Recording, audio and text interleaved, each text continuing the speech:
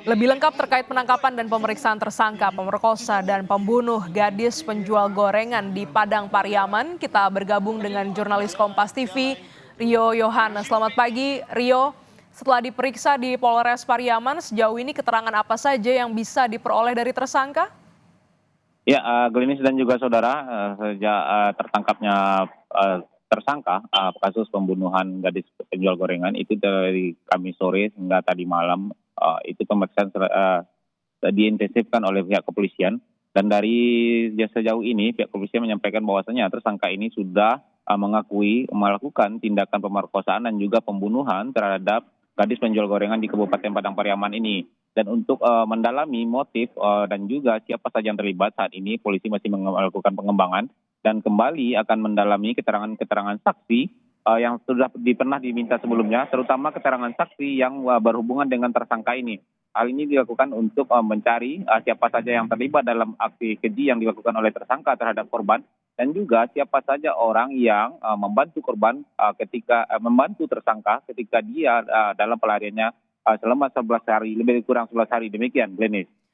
Iya, itu artinya polisi mendalami ada pelaku lain yang turut membantu dalam melakukan aksi keji ataupun saat buron. Sebenarnya bagaimana relasi antara pelaku dan juga korban? Apakah memang mereka saling kenal, Rio? Ya, Glenis dan juga saudara, dari keterangan yang disampaikan oleh Kapolres Padang Pariaman, ini adalah hubungan antara korban dengan tersangka ini adalah hubungan warga tetangga. Karena mereka adalah kampung yang bertetangga. Secara wajah mungkin korban ini mengenal tersangka dan tersangka juga mengenal korban, karena korban juga sering berjualan gorengan masuk ke kampung yang ditinggali oleh tersangka. Jadi sejauh ini hubungannya adalah hubungan antara warga tetangga sama sekampung dan juga hubungan antara penjual dan pembeli, demikian, Glenis. Iya, sudah ditangkap dan tengah menjalani pemeriksaan. Lantas, langkah atau proses hukum apa yang akan dilakukan dalam waktu dekat ini, Rio? Ya, sejauh ini pihak kepolisian masih melakukan pendalaman dan juga terkait pasal-pasal juga masih belum diputuskan. Kemarin malam dan konfirmasi kami dengan Kapolres itu masih dalam proses penyelidikan lebih lanjut. Apakah nantinya akan diterapkan pasal yang berlapis? Itu juga masih dalam pendalaman dengan pihak penyidiknya. Demikian, Glenn. Ya, informasi terkait dengan penangkapan ini juga dari visual yang kami terima kan cukup dramatis, Rio. Bagaimana awal mula sehingga bisa ditangkap dan bagaimana juga dengan penangkapannya, Rio?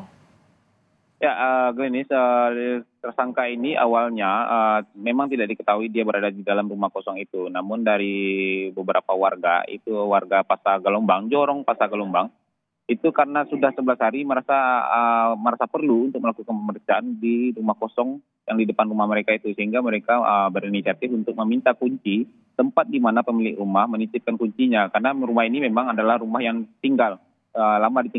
lama tidak ditempati oleh pemiliknya. Dan ketika dibuka kuncinya, ternyata rumah itu terkunci dari dalam.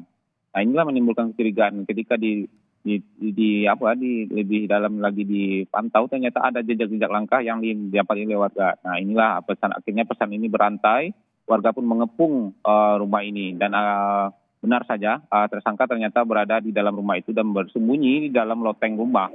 Nah, setelah itu pihak kepolisian pun bergerak cepat untuk dapat mengamankan tersangka ini, karena masa datang sudah dengan luapan emosi dan ingin melampiaskan kemarahannya kepada tersangka, karena di mata warga ini perbuatan tersangka ini sudah sangat-sangat keji, demikian, Glenn.